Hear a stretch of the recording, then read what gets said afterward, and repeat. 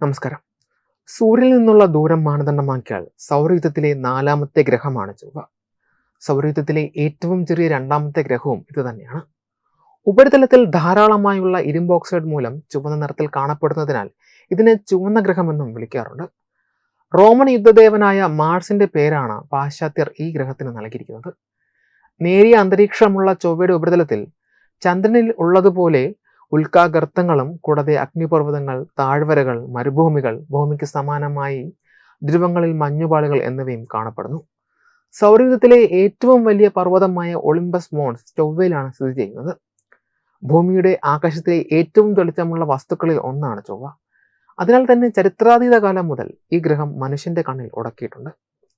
ചൊവ്വയുടെ സൗരദിനം എന്നത് 24.5 മണിക്കൂറിനും സൗരവർഷം എന്നത് 687 ഭൗമദിനങ്ങൾക്കും തുല്യമാണ്. ഫോബോസ്, ഡീമോസ് എന്നിവയാണ് ചൊവ്വയുടെ ഉപഗ്രഹങ്ങൾ. കൃത്യമായ ഗോളാകൃതി ഇല്ലാത്ത ഇവ ഒരിക്കൽ ക്ഷുദ്രഗ്രഹങ്ങളായിരുന്നുവെന്നും പിന്നീട് ചൊവ്വയുടെ ആകർഷണബലത്തിൽ പെട്ടുപോയവയാണെന്നും പറയപ്പെടുന്നു. ഇപ്പോൾ ബഹിരാകാശ ഗവേഷണ രംഗത്തും ശാസ്ത്രലോകത്തും ആവേശം പടർത്തിക്കൊണ്ട് നാസയുടെ ചൊവ്വ പര്യവേക്ഷണ റോവറായ പെർസിവറൻസ് ചൊവ്വയുടെ അന്തരീക്ഷത്തിൽ ആദ്യമായി വൈദ്യുത പ്രവർത്തനങ്ങൾ കണ്ടെത്തിയിരിക്കുകയാണ്. ഈ കണ്ടെത്തൽ ചൊവ്വയുടെ അന്തരീക്ഷത്തിൽ യഥാർത്ഥത്തിൽ മിന്നൽ സംഭവിക്കാൻ സാധ്യതയുണ്ട് എന്ന പ്രധാന സൂചന നൽകുന്നുണ്ട്. ജീവന്റെ സാധ്യതകൾ തേടുന്ന ചൊവ്വയുടെ രഹസ്യങ്ങളെ അടുത്തറിയുവാനുള്ള വലിയൊരു വാതിൽ തുറന്നിട്ടിരിക്കുകയാണ് ഈ ശാസ്ത്ര നേട്ടം.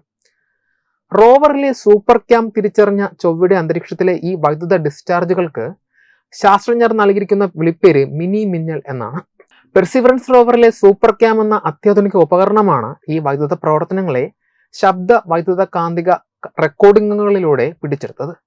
നേച്ചർ ജേണലിൽ 2025 നവംബർ 26 പ്രസിദ്ധീകരിച്ച പ്രബന്ധത്തിലൂടെയാണ് ഈ വിപ്ലവകരമായ കണ്ടെത്തൽ പുറത്തുവിട്ടത്. പെർസിവറൻസ് റോവറിലെ സൂപ്പർ ക്യാം മൈക്രോഫോൺ പിടിച്ചെടുത്ത വൈദ്യുത ശബ്ദ സിഗ്നലുകളിലൂടെ ട്രൈബോ ഇലക്ട്രിക് ഡിസ്ചാർജുകൾ കണ്ടെത്തിയതായി പ്രബന്ധം റിപ്പോർട്ട് ചെയ്യുന്നു. പൊടിക്കൊടുങ്കാറ്റുകളുമായി ബന്ധിപ്പിച്ച പ്രതിഭാസം കേവലം ഒറ്റപ്പെട്ട സംഭവമല്ല. ചൊവ്വയിലെ 2 വർഷങ്ങൾക്കിടയിൽ 55 സംഭവങ്ങളാണ് ഇത്തരത്തിൽ റിപ്പോർട്ട് ചെയ്യപ്പെട്ടിരിക്കുന്നത്. ഇവയെല്ലാം സാധാരണയായി പൊടിക്കാറ്റുകളുമായി ബന്ധപ്പെട്ടിരിക്കുന്നു. പൊടിപടലങ്ങൾ പരസ്പരം ഉരസുമ്പോൾ ഉണ്ടാകുന്ന വൈദ്യുത ചാർജ് അന്തരീക്ഷത്തിലൂടെ ഡിസ്ചാർജ് ചെയ്യപ്പെടുന്നതാണ് ഈ മിനി മിന്നലിന് കാരണം.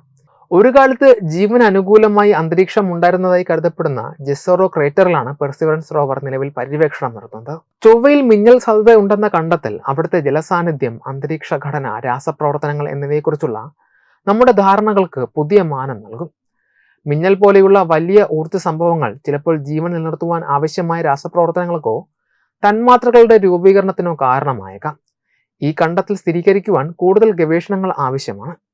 അന്തരീക്ഷത്തിലെ വൈദ്യുത ഡിസ്ചാർജുകൾ അളക്കുന്നതിനുള്ള പുതിയ ഉപകരണങ്ങൾ, കൂടുതൽ സംവേദനക്ഷമതയുള്ള ക്യാമറകൾ എന്നിവ ചൊവ്വയിലേക്ക് അയച്ച് ഈ കണ്ടെത്തലുകൾ ഉറപ്പിക്കുവാൻ ശാസ്ത്രജ്ഞർ ആഗ്രഹിക്കുന്നതായി BBC റിപ്പോർട്ട് ചെയ്തു.